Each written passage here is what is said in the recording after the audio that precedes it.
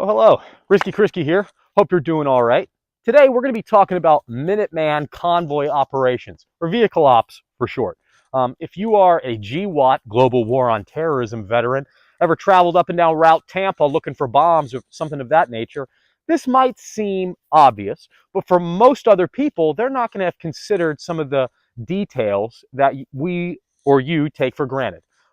So in saying that, unless you're in some secret Minuteman airborne brigade that none of us are aware of, you're going to walk or take a wheeled vehicle to the party. Maybe a horse, but, go find that video. Minuteman horseback tactics.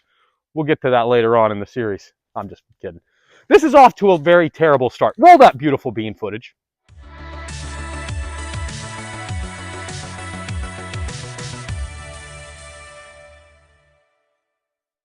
All right. I don't like to do a bunch of, random videos as soon as I start, but I think we need to get the disclaimer out there. So hit that disclaimer too. The activities discussed in this video are for entertainment purposes only. Do not try to recreate anything you've seen here or break any local, federal, or state laws and then tell the government that I told you to do so. Because this is me telling you not to do so. Now that that's out of the way, we can focus on the topic at hand, and that is vehicle convoy ops. So some of the main considerations here are going to be if you are going overt or covert. Well, what does that mean? Overt meaning obvious. It doesn't matter if we show up in armored trucks with guys in a gunner's port with machine guns, if we have them, which we probably won't unless we do some ambush raid tactics and acquire them in this LARPing, entertaining video for entertainment purposes only. Or we have like that civilian AR RPK type build, whether it's a force reset or binary trigger, or you don't even necessarily have to have that, but something with a bipod, maybe a longer, heavier barrel for sustained fire. Okay, so whether we're going in sedans with overcoats on, or like large button-up shirts that cover our gear, and we want to be seen as looking normal from everyone else, whether we have to change our tags out, or whether or not we are standing in the back of technicals in Tacomas, more or less, what you see guys in Africa or in Afghanistan where they have a gun on the top of the cab and they're standing in the back, or they have some larger vehicle mounted anti-aircraft gun or Dishka or something, and they're in the back of that truck. All that is taken into account. Are we supposed to be there? Are we going to get in trouble if we're seen? What happens if we're seen? Does that mean it goes straight to a gunfight? Can we run? Who are we running from? Who is the enemy here? What is the mission at hand? That's critical stuff. Some other considerations for the vehicle itself. Is it all-wheel drive or four-wheel drive? I mean, that's going to be critical just for the obvious nature of you don't want to get stuck. And if something goes awry, you want to be able to get up out of that situation. It's also going to need enough juice or power to motivate itself out of that inaccessible terrain or that shitty situation you might find yourself in. So you don't want like a V4 with front wheel drive only. That might not help. Okay, so think a little bit beefed up on the engine, maybe go with a diesel. I know there's some caveats that go along with this, but definitely want at minimum like a 4x4 if you can. And if you don't and you're stuck with like something else, get you a truck, preferably something with a large cab, four doors, so you can fit dudes in the back and you still have the ability to run cargo or a gunner or throw stretchers and have medical stuff, or be a Casevac, more or less like a battlefield ambulance to remove them from the situation. You want to have the ability to load the back down with weight if you don't have four-wheel or all-wheel drive. That's going to help balance it out. Or add armor if you're able to, whatever that looks like a killdozer or something. Notionally here, of course, YouTube overlords, notionally. I've got my notes over here, so bear with me if I peek over there occasionally. The amount of cargo space is going to be important for that unexpected casualty you might have. Like what happens when one of the vehicles blows up and you got every other vehicle loaded to the gills? Well, now you don't have anywhere to store a casualty and get them out of there. So you got to think about this stuff in advance. You need to have the right amount of seats. So if you're taking 5 people to the party and you got a single cab truck, that ain't going to work, homie, unless they can ride in the back. And that depends on overt, covert, or permissive, non-permissive environments? Are we allowed to be there? What happens if we get seen? Are we, are we, is the shit done if we get seen right out the gate? Or can we be seen and still affect our mission because it is, XYZ mission? You have to think about a lot of this stuff, and you have to fill in the gaps, because I can't sit here and tell you certain things on YouTube without drawing a lot of heat that is not necessary. Okay, so let's talk about some actual vehicles that might be beneficial. So first thing that comes to mind is larger, like I said, larger four-wheel drive diesel trucks with 4 doors and a back. You can also have a covered back, something like a Yukon or a Suburban or a Tahoe. Those are going to be cool. Smaller vans or larger cargo vans. Those are going to be helpful just because of the amount of seats and space inside. And now we're going to kind of go down the rabbit hole a little bit. So bear with me. Think UTVs like this sucker here, but maybe one with a back seat. But this will still work. This is better than walking sometimes. Okay? Probably most of the time it's better than walking. Jeep Wranglers, things like that. Those are cool because you can take the doors off. You can add things to them, run them somewhat naked, because let's be real, unless you have armor, the doors aren't stopping bullets. And if you don't believe me, go watch videos on that. I'll talk about stopping bullets in a little bit. But it's not going to be from the skin of the vehicle unless it's armored up, which it's not going to be unless you acquire an armored vehicle, like literally a bank vehicle. Pick your cool guy 80s robbery where they try to get, or, I'm wearing the mask, right? Homeboy from Heat, that sort of vehicle. An ambulance, if you will. A box truck. Like, I don't want to name any companies that send packages to your house every day or weekly, but those type of box trucks will work as well. School buses or like transport buses, even short buses. I know, make your joke, insert joke here, but that holds as much or more than the average cargo van, and it's inconspicuous potentially, depending on what you're doing. Also think about things that are easy to armor, like the Killdozer, like a legit bulldozer, like a dump truck.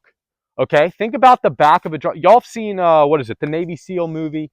You know what I'm talking about. In the end scene, they go fight the cartels, and they all hop as like more or less a deuce and a half, or a truck, or a troop transport. They all get in the back of a dump truck. So that's a good one. We got any other ones I listed over here? Fire trucks work good. Fire trucks. I'm not advising you to steal a fire truck. Quite the opposite. I gave the, don't do illegal shit in the beginning, and this is all for entertainment speech, remember. But those are like very powerful vehicles, and they're inconspicuous, and they can drive through more or less whatever you want. Okay? Okay, so moving now, let's talk about logistics. If you're doing vehicle operations and Minuteman stuff combined, that means the chances of your vehicle having more problems than it typically would if you're just, putting regular maintenance on it as a daily driver, it goes through the roof. Because what happens if they spot you and start shooting at you? Or what happens if there's bombs or mines or IEDs in the road or whatever, right? Your propensity to get involved in violence, hold on one second, my nose itched, goes up doing what we're talking about here in this, made up fictional universe we're talking about, known as 1984. It goes up. So you have to have more stuff on reserve or in reserve to fix these problems.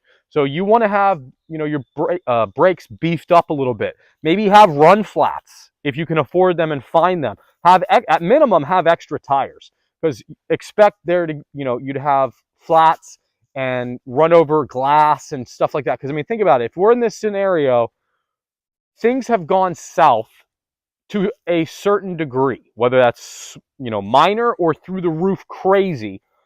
There's going to be the potential for debris and just shit to be fucked up everywhere. So your tires are going to get jacked up. You need to have extra lights. You need to be able to get, of course, fuel, a lot of fuel, access to fuel, but you need to have the ability to change the oil, have oil filters, all the coolant, everything like that.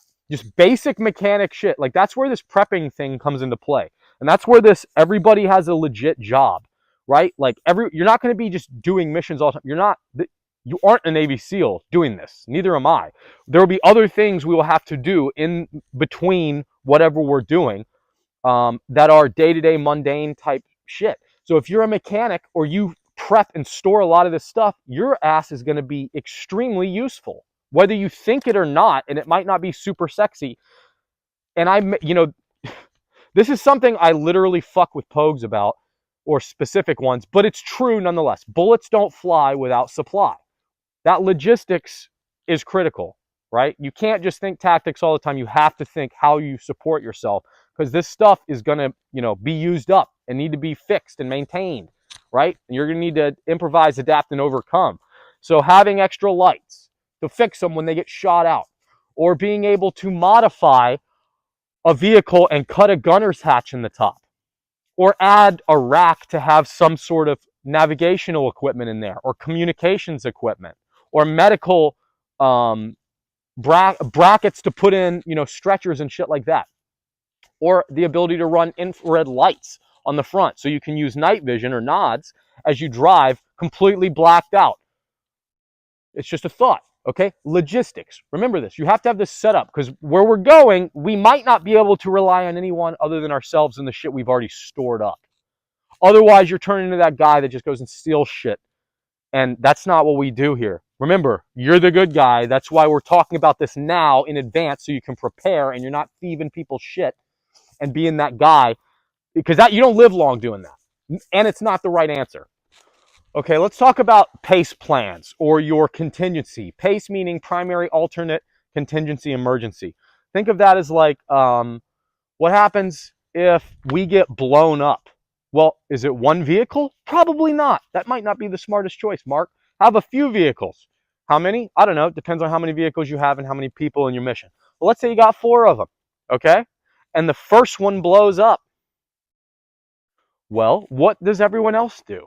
Do you sit there because you can't get around them? Do you push them out of the way? Do you have a guy go in front, pull security, everyone get out, deal with the casualties, load them up, destroy the vehicle in place? Do you tow it with you? Okay? There's a lot of things that may not be thought about all the time. Sidebar, let me talk about this too while we're doing this. Things you might want to keep in the vehicle. Medical supplies, okay? Because think about it. This is like your ruck on wheels. You can store other shit in here, use it to your advantage. It's like your mobile fucking duffel bag, okay? So ammunition, medical supplies. And I don't mean like, hey, just have loose rounds. Have fucking stored magazines, right? The bigger ones than this. Have those in pouches or in a bag or in a box in there. And have all the shit tied down. Because here's the other thing. You think it sucks if you get blown up? What happens when you get blown up or you roll over and then a fucking crate full of ammunition slams into your jaw, breaking your teeth and your jaw off, right? Insult to injury, folks. Insult to injury. Not to mention if you don't get blown up and just something happens and you move and like the shit, comes over on you. We're talking about heavy stuff, made out of metal. It's dangerous. There could be explosives in some of these crates. You don't want that shit. Tie everything down. So you want to have, think about the bases. Ammunition. Ready to go so that you don't have to think about it. You can grab it in a firefight when you run out, okay? Water bottles, whatever, canteens, food, MREs, snacks like that. You want to have blankets. Why? A lot of reasons. People on fire, you get cold, ponchos, poncho liners, that sort of thing, like your sleep systems, but blankets are good. That help for shock, okay? You can cover up people. You come across dead bodies, you can cover them up. Extra batteries for all your shit. Have extra batteries in there, okay? You need to have jumper cables in every vehicle. You need to have, let's see what else we got over here. You need to have tow straps in each vehicle, and you need to have a way to fix the flat tires, okay? Because just because you're out doing something cool with your friends doesn't mean you can't have a flat tire and have to fix it. What, are you going to leave the fucking vehicle there? No, fix the flat tire. So have the ability to fix them, tow them out of the way, because you never know when you might have to do that. Also have the ability within each vehicle to destroy that vehicle. So I don't know, take that for what you will, right? I know in the military you use like thermite grenades and things like that can burn through sensitive equipment. But yeah, if you have stuff that stays with that vehicle and you have to leave, you don't want that stuff to go into the hands of somebody who wants to kill you or use it against you and identify and tie you to that vehicle notionally. Remember, fictional universe we're talking about. Okay. So going back to that pace or, the contingency option here for vehicles. One of the big ones you're going to run into is medical stuff. All right. Sorry, y'all going to bear with me while we walk. One of the guys coming up here to do some work on the house showed up, and he's going to be running some machinery. So we're going to get a little distance in between ourselves and him so you guys don't hear that motor running. Okay, so we were talking about pace plans. What kind of contingencies do you need to plan for? Well, getting destroyed or having your vehicle stalled. So like I said, do you really want to have no plan when you go out if a vehicle blows up and you never thought about what if it's the first vehicle or what if it's the third vehicle and we're doing X mission, right? That's gonna fuck people up if they haven't sat there and thought about it and war gamed it a lot. So it needs to be something you go over and you question your guys on, right? Okay, if vehicle number 2 in the convoy gets blown up, what do we do? They should be answering with stuff like, well, is it still movable or is it not? Okay, well, that's good. That means they're thinking. Let's say, no, it's not movable. Okay, can we tow it? No. Okay, then we know right there we have to destroy the equipment in place. Or at minimum, get all of our equipment out of it and all the people out of it. Well, whose vehicle do those casualties go in? How many casualties can each vehicle carry? That's going to be different based on the vehicles you have and the procedures you have set in place, okay? So be thinking about this stuff. One of the CASEVAC or the medical transportation of casualties is one of the big ones because people tend to, just like your bags and like bug out bags and shit or like chest rigs, people will tend to put as much shit as they can possibly fit in it. And then that doesn't leave you any wiggle room when you have to put other people in your vehicle. So just have that planned and understand the order of operations or order of movement. So who's in what vehicle and why, because it shouldn't just be random. There should be a reason. All right, let's set this camera up over here. Didn't even mention how I probably looked to that guy out in here in the woods. I didn't notice him till he was already like out at the clearing, and I know for a fact he could see the mask. So he didn't answer very well when I went up there and asked him if I need to move my car. He kind of seemed uneasy. Oh well, I'm still in the woods creeping him out. So the last two things I want to touch on in the pace stuff would be QRF, quick reaction force, meaning are you a part of the QRF or do you have a QRF available to you? I would suggest always have a QRF available to you because if you don't, your planning isn't good.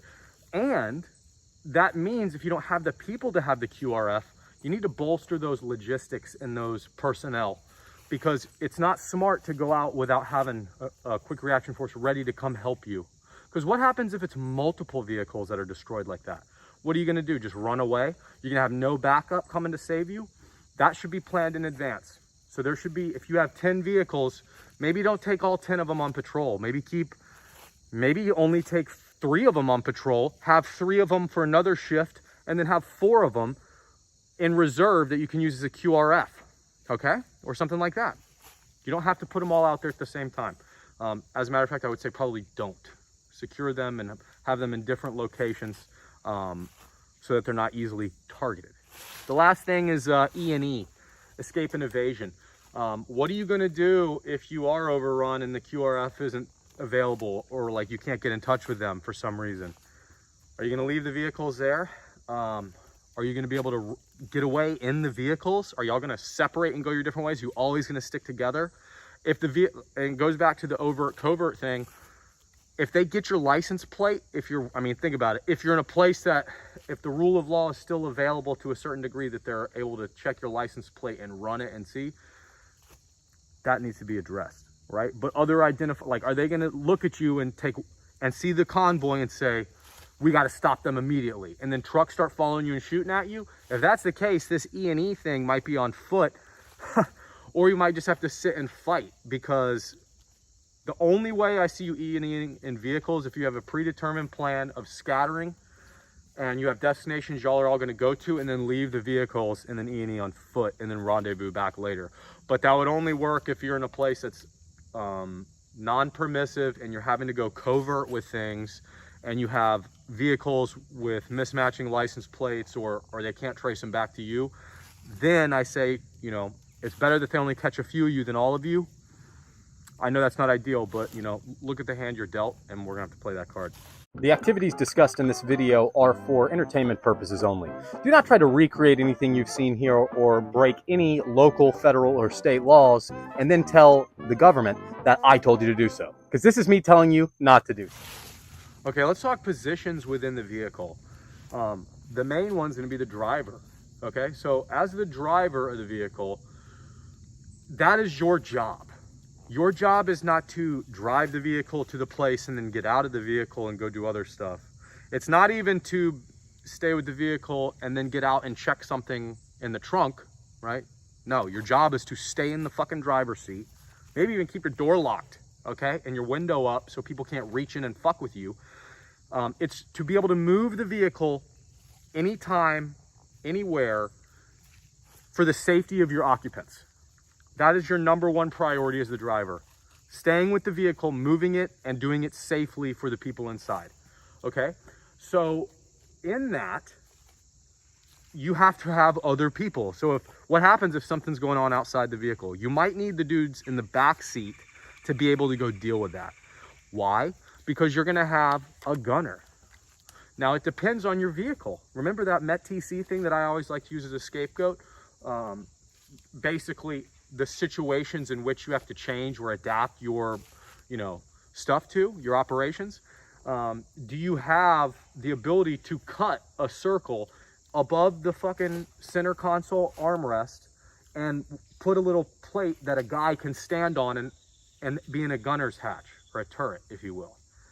Maybe, maybe not. If you don't have that ability, where's your gunner gonna be? Are you not gonna have a gunner? I suggest every vehicle has a gunner. Use the gun, the best gunner's choice of weapon that you have accessible, right? So if you can't put a 50 cal Ma Deuce on the top and you don't have one to begin with, well, then you might have to settle for something else. And then you have a guy with a 20-inch AR-15 with a forced reset trigger and a drum on it. Well, maybe that guy, if you're the last vehicle in the convoy, is hanging out in the trunk, okay? You're riding in Suburbans. Well, guess what? Homeboy can hang out in the back, in the trunk compartment, leaning up against the back seats, facing your 6 o'clock, and he can shoot out that back window if he needs to. Or you can even pop that back window if it's, you know, if you can get away with it, okay? We used to see that all the time, contractors doing that overseas. If you are like the first vehicle, and you can't have a gunner's hatch or a truck with a dude standing with a firearm on the cab facing your Ford 12 o'clock, then maybe have the passenger do it, the front passenger. Now, generally speaking, you want that front passenger to be what we call the TC, or truck commander, right? We'll just call it the commander, the vehicle commander, okay? So the VC. Should I say, like, you know, can we call him, just for fun, we'll call that, since we're calling the vehicle commander the VC, we'll just call him a gook. So the gook in the front seat, I'm just kidding. That's a joke. Charlie, the guy in the front seat, your VC commander. No, we're just off on a tangent here. Unless that guy needs to be the gunner due to vehicle MET-TC considerations, that guy should be the commander of the vehicle. But if he can be the gunner. Let's say you're the third vehicle in the convoy, okay? And the first guy, he's facing forward with his gun. We want 360 security, right? And the last guy, he's facing rear. So we've got these ways covered. We need these ways covered. 4 vehicles, right? Other guys going this way. You're gonna go this way. That means that gunner needs to be on the passenger side. Whether it's the front or back, it doesn't fucking matter, okay? But it needs to be on the passenger side. Vice versa, if you don't have the ability to put a rooftop gunner or a truck where you can run them standing up, and you got to go to that left-hand side, well, guess what? The driver can't be the gunner. So the guy behind the driver has to be the gunner in that case. It's not ideal. I understand that. But you got to, you know, have 360-degree security at all times. So that gunner and the driver both will stay with that vehicle, okay? If your mission requires you to drive somewhere and then have gunners get out, that needs to be figured out in advance. And if you only have a certain amount of guns for that gunner role, you have to triage that and determine, are we gonna keep the gun with the vehicle and then give it to somebody else and then still have a guy protecting that vehicle? Or are we gonna, you know, not use the gunner on the mission and keep them with the vehicle? Or are we gonna use the vehicles as the support by fire, which you can do, right? You can have the guys get out, go do their mission, and a couple of the trucks remain with gun positions on them as the support by fire element. That's allowed. There's no rules here. Do it your own way, okay? Just remember, in the convoy itself, you need to have the gunners giving you security with their what's the right word I'm looking? Their fields of fire. If they don't have a safe field of fire forward because your dumb ass put the gunner in the back seat and you're the lead vehicle, well, you're fucking yourself. Don't do that. That's common sense. You have common sense, but we're reiterating the base facts here for people. Let me look at my notes. Okay. Truck commander is also, a lot of times, he's going to double as the navigator, and this is going away from military doctrine, okay? I suggest, if you have the ability, don't have Charles, your truck commander, I say Charles. Do you understand the joke? Do I need to break that one down? We're not going to, okay? Charlie, your tank commander, or your truck commander, let's let him deal with administrative tasks, mission critical tasks. Maybe he has a map or a GPS and he is helping, but his main function maybe should not be that. Maybe he needs to be focused on helping with security and laying eyes on and situational awareness, as well as relaying communications with the other trucks and the leader of that patrol. Okay, so maybe you have one of the guys in the back seat to it. Maybe the guy in the burn seat. Okay, it's a joke. A lot of cars don't have the gas tank under one seat. It might be in the far back underneath the trunk area, or it might be underneath both back seats. In the Humvees, I believe it's behind the commander side, so on the passenger rear, the gas tank is behind there, or the fuel tank. So if that fuel tank goes up, that guy's in the burn seat. He's gonna burn. So I don't think it really pertains necessarily, but one of those guys in the back, I would say, let them double as the navigator, and they can be confirming your waypoints or your route is correct. And then the other guy, I would just have him be, at least while the vehicle's moving, he needs to be keeping his security, relaying what he sees, if there's anything warranted, to the gunner or to the vehicle commander. But he can also be like the bitch of the truck. Okay, one of those guys in the back can be the bitch. Like, hey, get out and fix this. Or do you see this? Or we need you to do this. Okay, because you have to have certain people remain in their spots because those are critical. The last thing you need is to have that vehicle need to be moved and there's nobody in the fucking seat driving it. Or you need that to open up on a target and the gunner's not in there, he's not paying attention. Or the gun's down because he's asking for boxes of ammo and that guy in the back seat with no fucking job to do other than do this was literally doing this. Like, pay attention if you're in the back seat. If you're that truck commander, maybe have that guy do drills beforehand on how to hand ammo up to him, or, their communication level, okay? Because that is going to make you operate and function better as a unit, because you are a unit inside that truck amongst the rest of the patrol or the convoy. Considerations. We got two little sections here. While you're driving and then while you're static or not moving or parked, right? So while you are driving, the order of movement is critical. This pertains to the mission. You're not just going out and driving for nothing. You are driving for a reason, whether you're going to another base or another location, and you're just traveling there, or whether you're doing a presence patrol overtly in your small town that is, on your side, and y'all have come together as a community and you want to be seen as a show of force. Or you're going to do a little undercover ambush on the other side of town and you got to go through enemy occupied areas before you get there. But the mission is the ambush, okay? But that's only a third of the mission. A third of it is getting there, a third of it is the mission, a third of it is getting back. So 2/3 of the mission are not on target, okay? Remember that. So that order of movement is going to be very critical, because when we hit the target, we want it to flow. Depending on the overall mission that you are going to do will dictate the number of the convoy and who's in what truck. And also that should probably vary,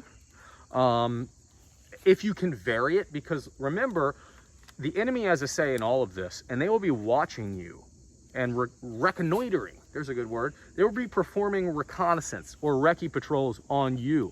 Whether they engage or not is a whole different thing. They might have take pop shots or do an ambush here that blows up one of the vehicles just to see how you react to that. They might do another one to another convoy. Do they react the same way? Well, guess what? Now they know how you're going to react, and they can set up a complex ambush on you. Meaning you get hit here, they know you're going to pull forward and attach toe straps, so they have a secondary explosive in front waiting for you to do that. And then they have an L ambush set up with actual grunts. You know, you have to vary this. You have to vary the time in which you leave. You don't want to leave at the same times out of the same gates of your base every time. You want to switch it up. You don't always want to have your vehicles marked the same way. You want to switch it up. Everyone has to be aware of this, okay? And you never want to take the same route twice. Specifically, going there and back on the same route. That's like the truck version of the rule of don't walk on trails. Don't go the same way and then come back the same, or don't go one way and come back the same fucking way. Especially don't do that on the reg. You're gonna get your ass killed doing that. That's not smart. While you're driving, be aware of your spacing. Spacing, just like moving on foot, is determined by the enemy presence, the civilian presence, the terrain, the speed in which you have or are not allowed to move. Okay, so if one of the big things is moving faster than the flow of traffic, that helps in case you get ambushed. You can hopefully fly through the kill zone a lot quicker. If their explosives aren't that good, maybe there's a little bit of a lag. It hits the back of the truck instead of the cab area with all your bodies in it.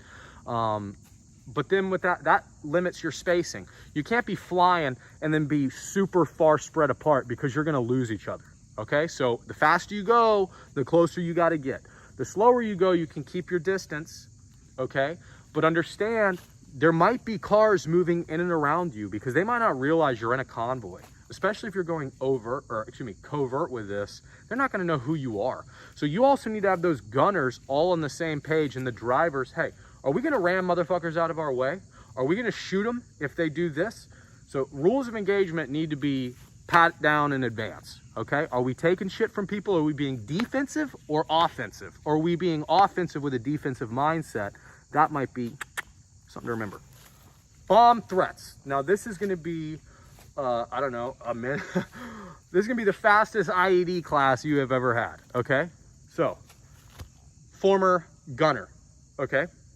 I've been to Iraq as a gunner on multiple patrols as the lead vehicle. I've been the back vehicle. I've been in all of them. Humvees, MRAPs, doesn't matter. 50s, 240s, okay?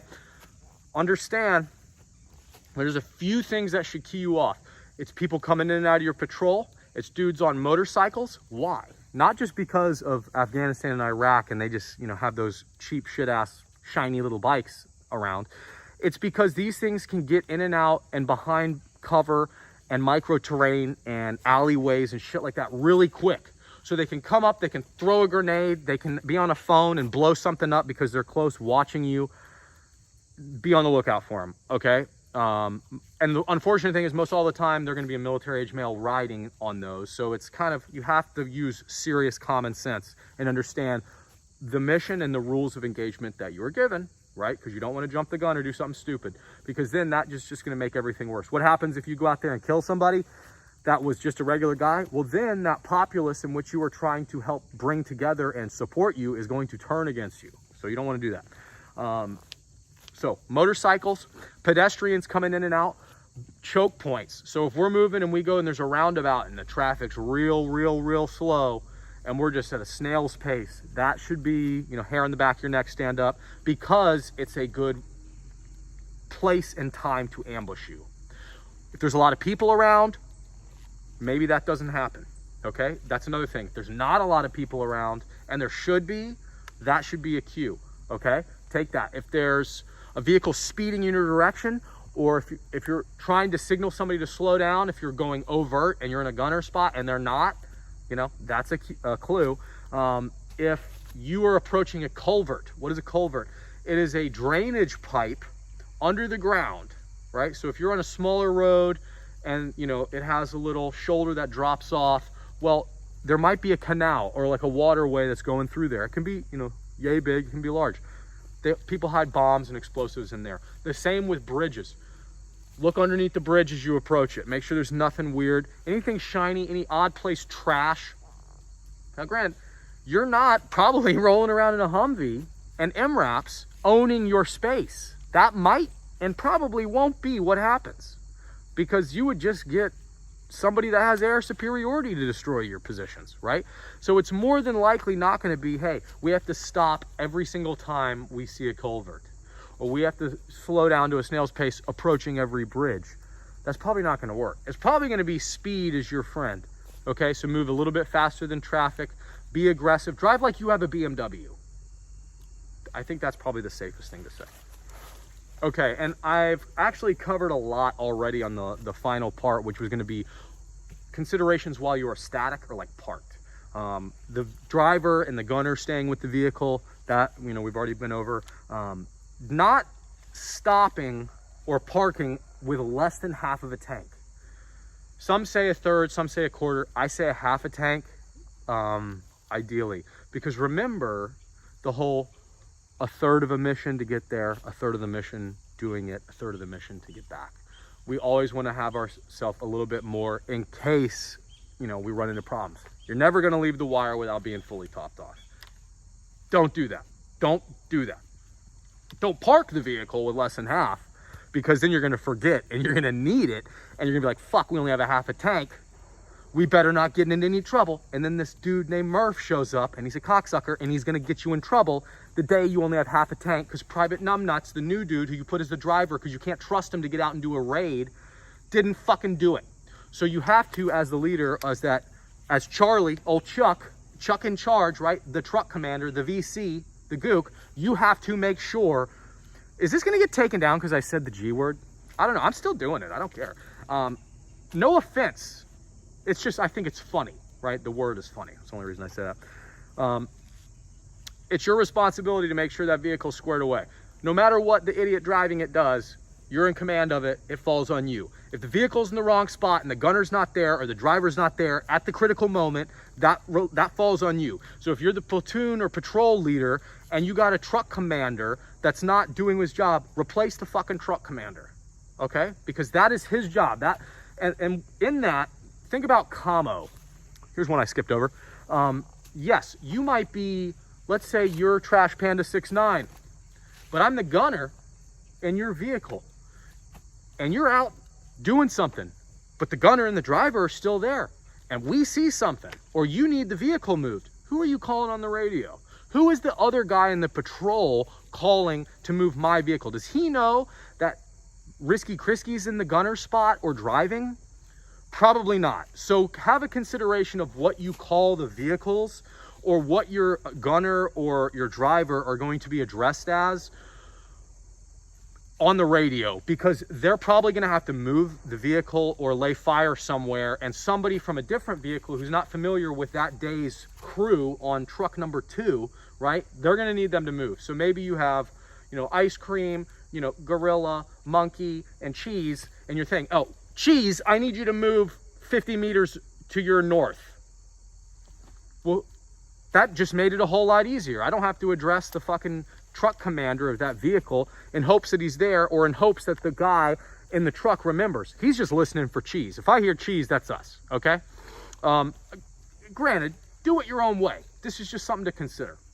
One thing I missed on the gunner deal to be looking out for, like I said, IEDs and stuff, look out for shiny wires, things like that. Dudes on cell phones, or dudes just sitting there staring that shouldn't be. People just eyeballing you. People with binoculars are looking through things at you.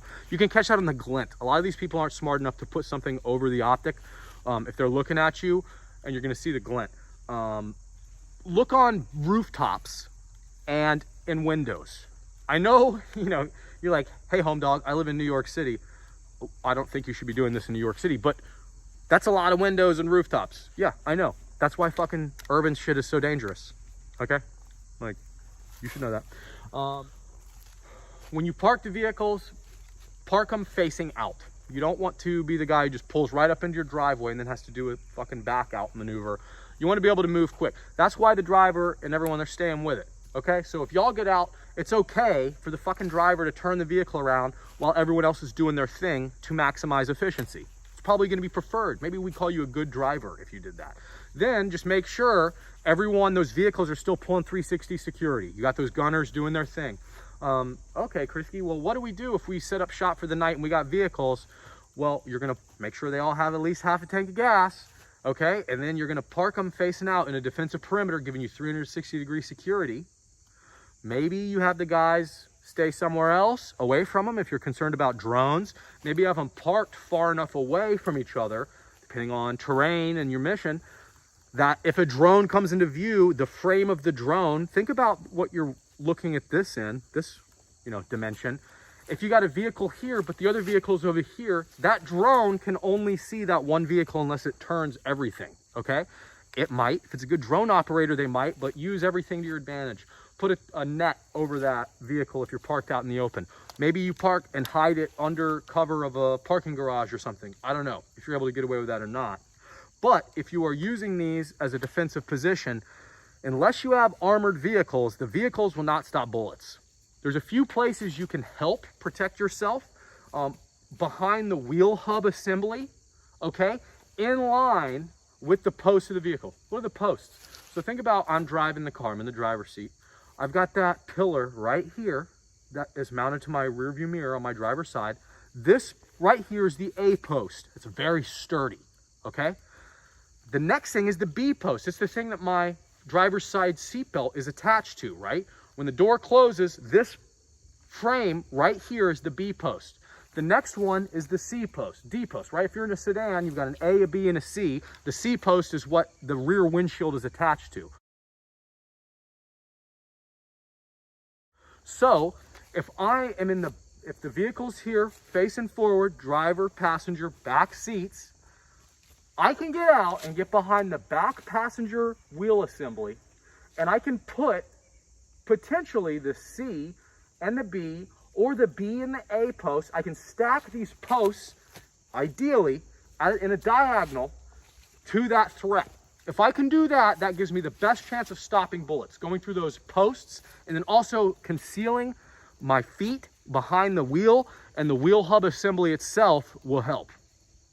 I hope that is educational for you. It's not perfect, right? Ideally, you want up-armored vehicles that, have bulletproof glass in them, gunner's hatches, snorkels that are four-wheel drive with run flats, and they all have V12s, and you all have, 1 billion gallons of fuel for them. But that's not where we're at. So with that, I don't really have too much more to say. Brandon, pound sand, nobody likes you. But for the rest of y'all, thanks for coming. Check out the podcast. I know I got the sound squared away and the audio on these videos. And then my most recent podcast is shits the bed about halfway through. But turn the volume up and it'll be better next time. Biden, I already told you, nobody likes you. Everyone else, fall out.